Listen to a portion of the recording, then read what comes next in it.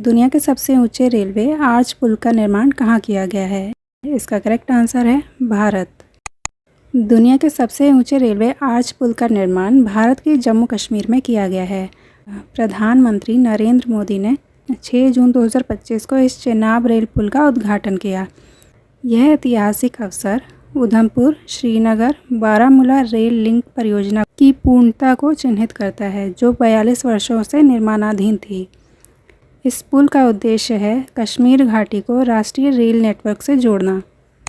Chenab rail पुल कश्मीर क्षेत्र को हर मौसम में निर्बाध रेलवे संपर्क प्रदान करना, साथ ही दूरस्थ क्षेत्रों को राष्ट्रीय मुख्य धारा से जोड़कर बुनियादी ढांचे को मजबूत करना, कश्मीर में व्यापार, पर्यटन और रोजगार को बढ़ावा देना है।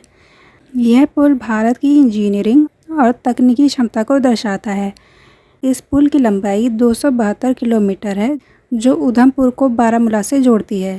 इसकी ऊंचाई है 359 मीटर, जो एफिल टावर से भी ऊंची है। इस आर्च का डिज़ाइन स्टील और कंक्रीट से किया गया है, जो उच्च भूकंपीय गतिविधियों और तेज हवाओं को सहन करने के लिए निर्मित है। यह पुल 36 सुरंगों और 943 पुलों के साथ चुनौतीपूर्ण हिमालय भूभागों में बनाया गया है। पर्यावरण के अनुकूल परिवहन के लिए इसमें विद्युतीकृत रेल मार्ग है। इस पुल का निर्माण चेनाब नदी पर किया गया है, जो सिंधु की प्रमुख सहायक नदी है। ध्रुव नीति ये दस्तावेज किस भारतीय विभाग द्वारा जारी किया गया है? इसका करेक्ट आंसर है डाक विभाग। डाक विभाग ने ध्रुव नामक एक नीति दस्तावेज जारी किया है, जो भारत में राष्ट्रीय digital address, digital public infrastructure को विकसित करने की दिशा में एक महत्वपूर्ण पहल है। ध्रुव, जिसका संक्षिप्त रूप है digital hub for reference and unique virtual address. Dhruv नीति digital geo coded address infrastructure के निर्माण में एक बड़ा कदम है। एक मजबूत डिजिटल सार्वजनिक अवसंरचना के निर्माण की दिशा में यह एक ऐतिहासिक कदम होगा। इसका उद्देश्य है पूरे भारत में एक मानकीकृत जियो कोडेड डिजिटल एड्रेस सिस्टम विकसित करना, जिससे सार्वजनिक और निजी दोनों तरह की सेवाओं की डिलीवरी अधिक सटीकता और दक्षता के साथ हो सके। डाक विभाग ने डिजिटल पोस्टल इंडेक्स नंबर यानी डिजिपिन के पहले लॉन्च के आधार पर औपचारिक रूप से ध्रुव नीति दस्तावेज को जारी किया है। IATA की वर्ल्ड एयर ट्रांसपोर्ट समिट 2025 किस देश में आयोजित किया गया? इसका करेक्ट आंसर है भारत। IATA की world air transport summit 2025 Bharat में 1 से 3 जून 2025 को भारत मंडपम के कन्वेंशन सेंटर नई दिल्ली में इंडिगो की मेज़बानी में आयोजित हुआ।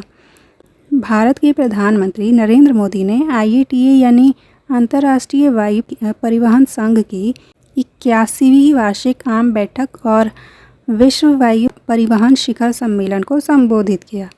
भारत ने 42 वर्षों बाद IATA AGM की मेज़बानी की। इससे पहले भारत ने यह सम्मेलन 1983 में आयोजित किया था। भारत के प्रधानमंत्री नरेंद्र मोदी ने इस बात पर जोर दिया कि भारत वैश्विक अंतरिक्ष विमानन एकीकरण में एक प्रमुख खिलाड़ी है, जो नवाचार और नीति नेतृत्व से प्रेरित है। IATA यानी अंतर्राष्ट्रीय वायु परिवहन संघ, इसकी स्थापना 1945 में क्यूबा के हवाना में एयरलाइंस के लिए एक व्यापार संघ के रूप में की गई थी, जिसका मुख्यालय कनाडा में है। यह संघ लगभग 320 एयरलाइनों का प्रतिनिधित्व करते हैं, जो वैश्विक हवाई यातायात का 83% कवर करते हैं। इसका उद्देश्य है विश्व भर में अंतर्राष्ट्रीय हवाई परिवहनों को सुरक्षित, विश्वसनीय और कुशल हवाई परिवहन को बढ़ावा देने के लिए कार्य करना। विश्व वायु परिवहन शिखर सम्मेलन एविएशन क्षेत्र में यह सबसे बड़ा सम्मेलन है। इसे IATA की एनुअल जनरल मीटिंग यानी AGM के साथ आयोजित किया जाता है।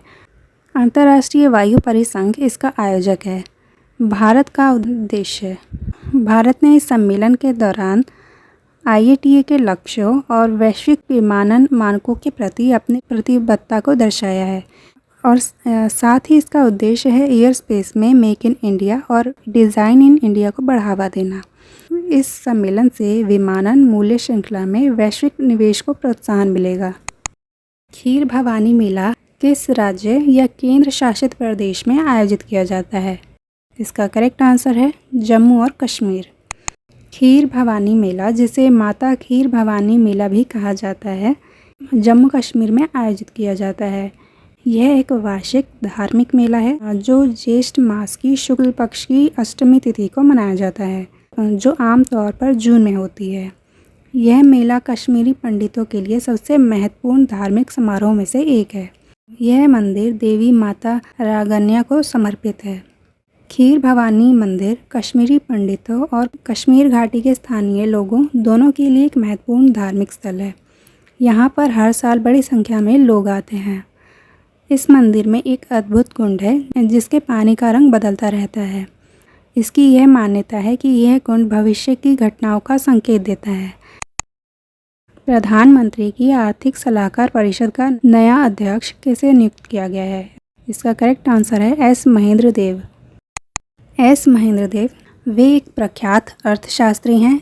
इस पूर्णकालिक पद के लिए उन्होंने एक्सिस बैंक के निदेशक मंडल से हाल ही में इस्तीफा लिया है। 5 जून 2025 को इन्हें प्रधानमंत्री के नए आर्थिक सलाहकार के रूप में नियुक्त किया गया। इस नियुक्ति से यह संकेत मिलता है कि सरकार अब विकासोन्मुखी और ग्रामीण केंद्रित आर्थिक नीतियों पर विशेष ध्यान दे रही है।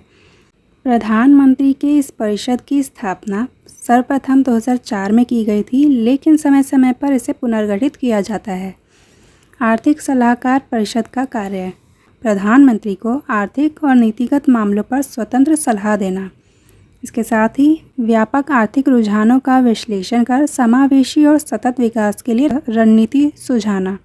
इसके अलावा नीतियों के कार्यान्वयन, सुधारों, संरचनात्मक आर्थिक मुद्दों पर मार्गदर्शन देना। संयुक्त राष्ट्र पर्यटन संगठन के महासचिव के रूप में किसे चुना गया है? इसका करेक्ट आंसर है शेखा नासिर अल नवैसा। शेखा नासिर अल नवाइस संयुक्त राष्ट्र पर्यटन संगठन को महासचिव के रूप में चुना गया है।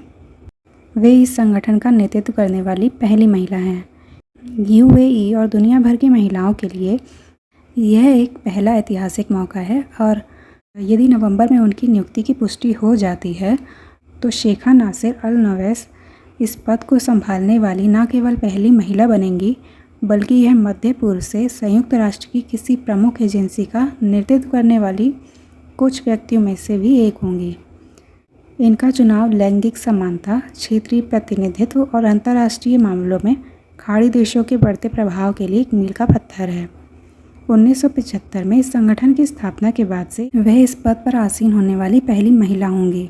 यह मतदान UNWTO कार्यकारी परिषद के 123वें सत्र के दौरान हुआ। शेखा नासिर अल नवैस ने मतदान के दूसरे दौर में जीत हासिल की, जिससे वे उनके मुख्य प्रतिद्वंदी ग्रीक उम्मीदवार हैरी थियोहरी से आगे निकल गई। उनकी नियुक्ति को अभी भी UNWTO महासभा द्वारा अनुसमर्थन की आवश्यकता है। यदि पुष्टि की जाती है तो उनका कार्यकाल 2026 से 2029 तक होगा। विश्व महासागर दिवस प्रत्येक वर्ष किस तारीख को मनाया जाता है? इसका करेक्ट आंसर है 8 जून। विश्व महासागर दिवस हर साल 8 जून को मनाया जाता है, जिसका उद्देश्य है पृथ्वी के महासागरों का उत्सव मनाना और उनकी रक्षा करना। इसकी पहली प्रस्तावना 1992 में रियो डी जनेरियो में आयोजित अर्थ समिट में की गई थी, लेकिन संयुक्त राष्ट्र ने इसे आधिकारिक रूप से 2008 में मान्यता दी। 2025 की इसकी थीम रही वंडर सस्टेनिंग व्हाट सस्टेन अस। यह विषय महासागरों के भावात्मक, वैज्ञानिक और पारिस्थितिक मूल्य को उजागर करता है। इसका उद्देश्य है वैज्ञानिक अन्वेषण, वैश्विक सहयोग और समुद्री पारिस्थितिक तंत्रों को जलवायु संकट और बढ़ते समुद्री तापमान के बीच संरक्षित करने के लिए जागरूकता फैलाना।